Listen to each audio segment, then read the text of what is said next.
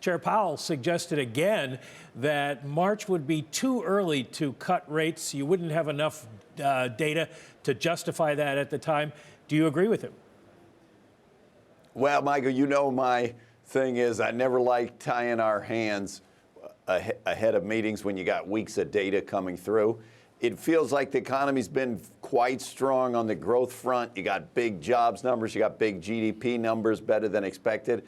But at the same time, we've had inflation better than expected, too. If you look over the last 7 months, we've had 7 months of really quite good inflation reports, right around or even below the Fed's target. So if we just keep getting more data like what we have gotten, we're well on the, I believe that we should well be on the path to normalization.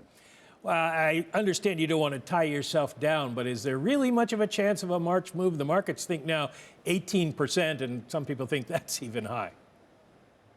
Well, look, Michael, as I say, all we need to do is keep getting information like what we've been getting for the last 7 months, where inflation on a flow basis is absolutely under control and is in the range of our Fed target. And if we keep getting strong quantity numbers, that is to say jobs numbers, GDP numbers, growth numbers, while inflation goes down, in the conventional view, that's not really supposed to happen. So that we'd have to be entertaining the possibility that we're entering a period like the mid to late 90s, where you had productivity growth faster than expected, faster than trend, and that opens up some new possibilities. Scott Pelley of CBS last night said that Powell suggested that rate cuts would likely be a quarter, maybe a half of a percentage point at a time. That doesn't appear in the transcript. Was a half percentage point cut discussed at the meeting?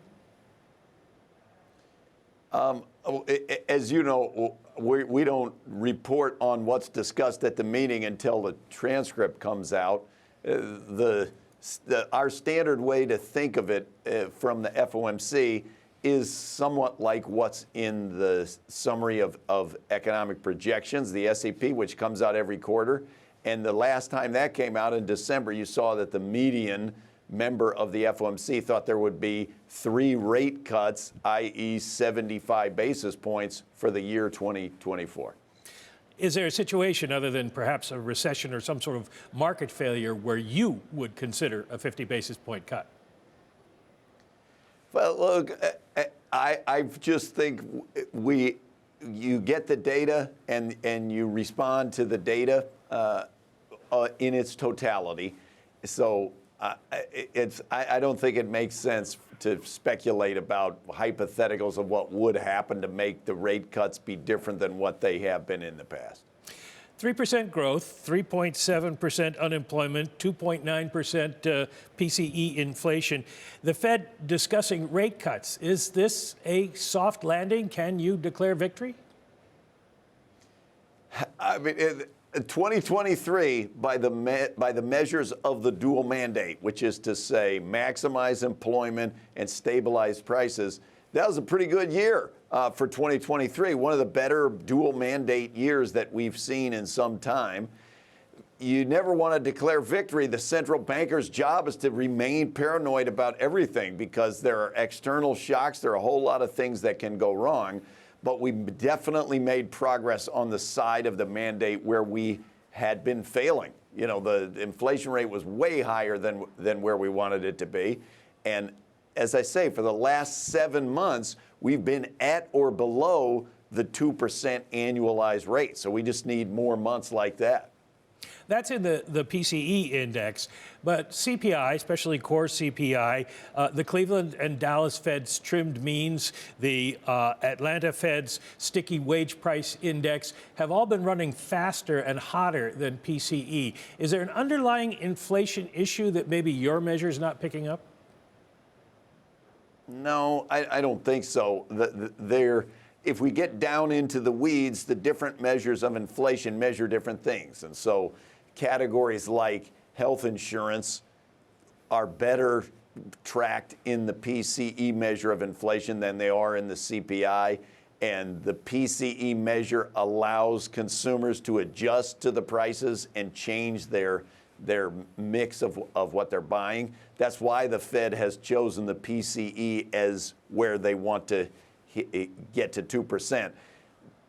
The only thing I would like to emphasize is the Fed's goal is not 2% inflation on a Cleveland trimmed mean CPI or something like that. They make clear PCE is the measure that we're trying to hit 2%, and in CPI equivalent, it's going to be a little bit higher as a run rate on that measure. Now that you've had time to think about it, what do you make of the acceleration in hiring over the past 2 months? Optimists say it shows the economy is very strong and maybe the Fed doesn't have pressure to cut rates. And pessimists say, can't be right, seasonal adjustment factors have fudged the numbers. Well, it is a very important category. They did not fudge the numbers. That's crazy. But the thing that I want to emphasize, when you see big prints like the ones that we saw on Friday with big positive jobs numbers, there is a tendency from pre-COVID times to say, ooh, that must mean the economy is overheating. And I just want to make clear, at periods of positive supply shocks or improving productivity that's better than you expected, you cannot look at the quantities and determine whether the economy is overheated, because the same thing that's inflating the quantities is also bringing down the inflation. So it affords new possibilities for monetary policy that are more positive than in a normal demand-driven frame. And we saw that in the mid to late 90s. And so we just got to be mindful in seeing these big, strong jobs numbers and big GDP numbers that they do not have to mean overheating in the traditional sense if the supply side is moving around. The yield curve, and you could pick any of them, still inverted, started flattening, but then has now started inverting more again. Does that tell you anything about the economy? Supposedly, it signals a recession within 6 to 12 months, but it's been 14 months now, and so far, no recession. Yeah, look, the thing about the inverted yield curve is a great predictor of recession when recessions are caused by the normal demand flows of aggregate demand. But all bets are off when the supply side starts going bonkers. And we've seen that going through COVID. And now as we unwind those deteriorated supply chain, we're getting labor force participation back up to healthy levels. You can get these inverted yield curves, I think, just from the anticipation of what folks think the Fed is going to do. If the Fed is cutting rates not because of demand shocks, which is what happens in the normal times, then the inverted yield curve doesn't need to be an indicator of recession. I realize there were too many no's in that sentence. I don't think that the inverted yield curve, as a rule of thumb, is really as applicable as a recession predictor. Well, you certainly saw that in 2023. Yeah. Everyone was saying that it was very likely to be a recession, and it was nothing even remotely like a recession. NYCB Bank, New York Community Bank, revived fears of regional bank issues last week. What are bankers in your district telling you about their situation? Is NYCB a one-off, or is it a canary? Well, I was paid close attention to that, of course, because the Chicago Feds has the largest number of banks and financial institutions that we supervise, I believe, of all the Fed districts.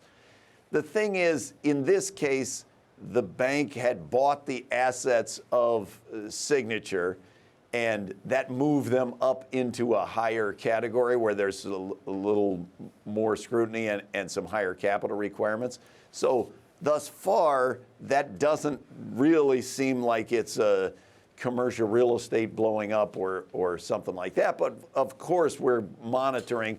As I say, this job of central banker is to monitor everything that could go wrong and to prepare yourself for it. Well, one more question about preparing yourself. What are the bankers telling you about lending at this point with real rates going up, et cetera? Are they tightening credit? Are they tightening credit standards, making fewer loans, making more loans? We get the senior loan officer survey this week. What are we going to see? Yeah, the beige book comes out every FOMC meeting where we talk to contacts, we talk to each of our reserve banks, talk to our own board of directors, as well as people out in the community. Over the last year and a half, you've seen a decidedly tighter credit market, for sure. Mostly, I think, just because the rates are higher. We had a fear in the spring last year with the collapse of Silicon Valley Bank and a few others that it would lead to a credit crunch. We mostly haven't seen more credit tightening than what you would expect just from the monetary policy and the rates, I would characterize. And that still feels like more of the same. And now you've had the long rates, which the Fed does not directly control. They've been on a journey. You know, they were up, then they're down, and we've fluctuated back and forth a little. Feels like credit remains tight, and especially at the lower part of the credit spectrum on both consumers, small business, and higher rate credits. They're getting a squeeze, and we hear that from our bankers as well as from the businesses themselves.